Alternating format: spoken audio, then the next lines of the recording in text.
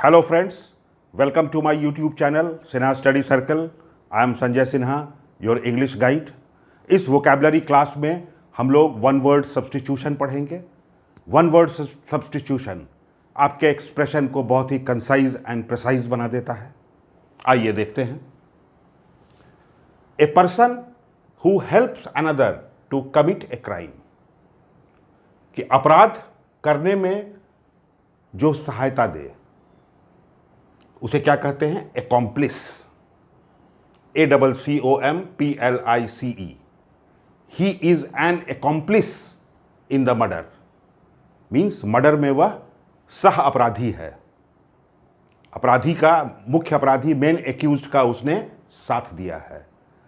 तो अपराध में साथ देने वाले को कहते हैं एकॉम्प्लिस. एक और भी वर्ड है जिसे आप ध्यान में रखेंगे. ACCOMPLISH. accomplish. accomplish means पूरा करना. ACCOMPLISH. accomplish means पूरा करना. जैसे his aim was accomplished. जिस दिन आप लोग क्वालिफाई कर जाइएगा, your goal will be accomplished. means पूरा होना, कंप्लीट होना. इसी में अगर आप MENT लगा दीजिए तो ये नाउन हो जाएगा. accomplishment means उपलब्धि. when you will qualify, it will be an accomplishment not only for you but also for your whole family. वो आपके पूरे परिवार के लिए भी एक उपलब्धि होगी. accomplishment. एक और वर्ड होता है ACCOMPLISHED. जब आप accomplished लिखते हैं तो इसका मतलब हो जाता है निपुण, कुशल. जैसे ही इज एन accomplished पेंटर, मतलब वह एक निपुण पेंटर है. She is an accomplished singer, means वह एक बहुत ही निपुण सिंगर है, कुशल सिंगर है. तो यहां पर accomplished एडजेक्टिव है, यहां पर accomplished वर्ब है. MENT लगा दीजिएगा तो वो नाउन हो जाएगा. एक दूसरा वर्ड आप देखें, one who is able to use both hands equally. Generally हम लोग लेफ्ट हैंडर होते हैं या राइट हैंडर होते हैं, लेकिन कुछ ऐसे भी लोग होते हैं जो दोनों हाथों से इक्वल एफिशिएंसी के साथ काम करते हैं. उनका बायां हाथ भी चलता है और उनका दायां हाथ भी चलता है. ऐसे लोग कहलाते हैं एम्बीडेक्स्टरस, जो दोनों हाथ से काम करे. One who uses both his hands with equal skill, ambidextrous. ऐसे ये एक सेपरेट वर्ड भी है, डेक्स्टरस. इस डेक्स्टरस का मतलब होता है स्किलफुल, निपुण, कुशल.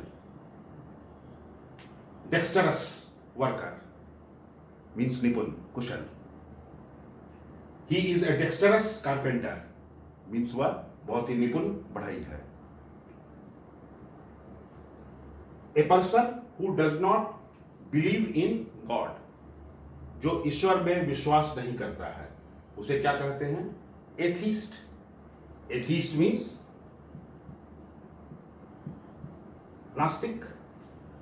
और जो ईश्वर में विश्वास करे उसे क्या कहते हैं? उसे कहते हैं theist. Theist means Astik. One who believes in God is a theist and who does not believe in God is atheist. ये वर्ड है थियोलॉजी. थियोलॉजी का अर्थ ही होता है स्टडी ऑफ रिलीजियन. धर्म का जो विधिवत अध्ययन होता है उसे हम लोग कहते हैं थियोलॉजी. अगला एक देखें आप, a person who is chosen to settle a dispute. किसी भी विवाद को सेटल करने के लिए जिसे चुना जाता है वो क्या कहलाता है? आर्बिट्रेटर. आर्बिट्रेटर मीन्स पंच, जो मध्यस्थता का काम करता है, जो समझौता कराता है. ही is called arbitrator.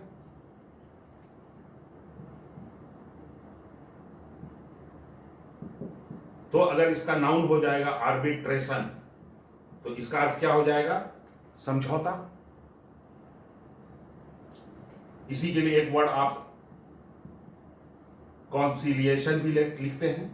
Conciliation means agreement, समझौता। तो an arbitrator is a conciliator. Next आप देखें, one who is a lover of books, जो पुस्तक प्रेमी है, जो किताबों से मान लीजिए प्यार करता है, ही is called bibliophile. Biblio means होता है बुक, इसलिए अक्सर बुक के एंड में आप देखेंगे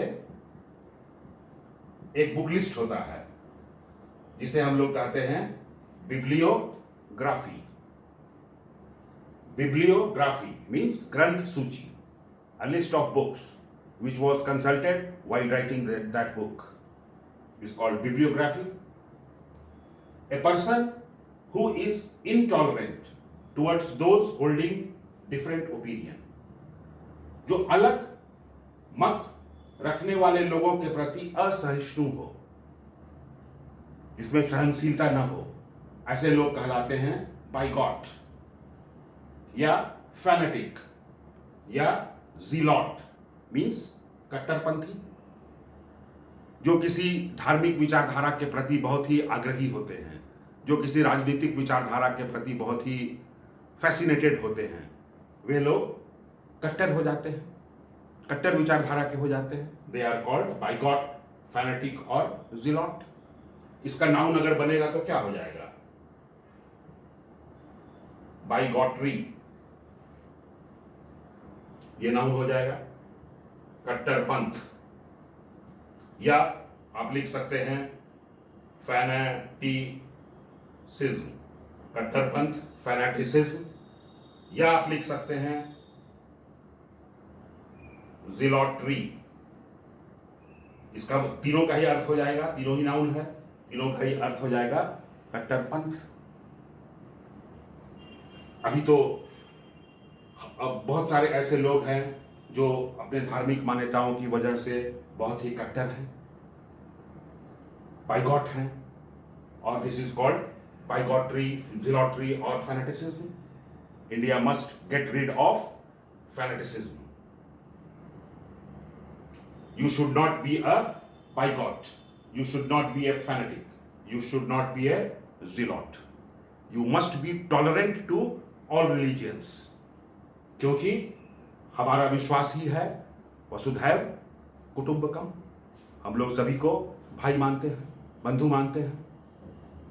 तो ए person who is a world citizen, जो पूरे दुनिया को एक माने, जो वसुधैव कुटुंबकम के सिद्धांत पर विश्वास करे, but who believes that all the people of the world are brothers and sisters.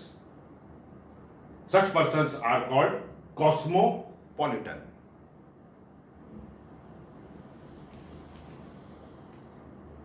COSMOS, Cosmos का मतलब ही होता है दुनिया, वर्ल्ड। तो कॉस्मोपॉलिटन, जैसे Jawaharlal Nehru was a cosmopolitan, जो केवल अपने देश तक सीमित रहता है उसे कहते हैं नेशनलिस्ट, और जो पूरे दुनिया को एक समझता हो इंटरनेशनलिस्ट। और cosmopolitan, he is a man of cosmopolitan outlook, means उसकी विचारधारा बहुत ही ब्रॉड है। कॉस्मोपॉलिटन सिटी आप जब कहते हैं तो उसका अर्थ क्या होता है? ऐसा शहर जहां पर बहुत सारे देशों के लोग रहते हैं। Cosmopolitan city. Delhi is a cosmopolitan city where people of different countries live together peacefully. One who eats too much, जो बहुत खाता है, ऐसे आदमी को क्या कहते हैं? Glutton, GLUTTON, glutton. हिंदी में क्या कहते हैं उसे? पेटू, जो बहुत खाता है। And one who is easily deceived. Deceived means cheated, जिसको आसानी से धोखा दिया जा सके, जिसको आसानी से चीट किया जा सके, ऐसे लोग को कहते हैं gullible. Gullible is a person who can be easily cheated by others. तो आपको इतना भी नासमझ नहीं होना है कि आप दूसरों के द्वारा ठगे जाएं। सिंपल होना अच्छी बात है, इनोसेंट होना अच्छी बात है, बट डोंट बी गलिबल। आगे देखते हैं हम लोग। Next, someone having many skills. Versatile. Versatile means सर्वगुण संपन्न, जिसमें बहुत सारी एबिलिटीज हो। पेंटर भी हो, डांसर भी हो, सिंगर भी हो, पढ़ने में भी अच्छा हो, तो he is a versatile person. जैसे Rabindranath Tagore was a versatile genius. Poet भी थे, पेंटर भी थे, थिंकर भी थे। तो इस तरह का जो लोग होता है उसे कहते हैं वर्सेटाइल, बहुमुखी प्रतिभा संपन्न। A person very reserved in his speech, जो बहुत कम बोलता है उसे क्या कहते हैं? रेटिसेंट, अल्पभाषी, कम बोलने वाला। और ठीक उसका उल्टा, जो बहुत बोलता है, a person who talks a lot is called loquacious, बहुत बोलने वाला, वाचाल। इसके लिए एक वर्ड हम लोग और भी लिखते हैं, GARRULOUS, garrulous,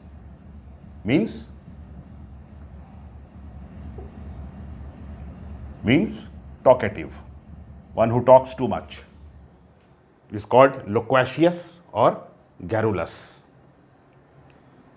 A person who sees the bright side of things,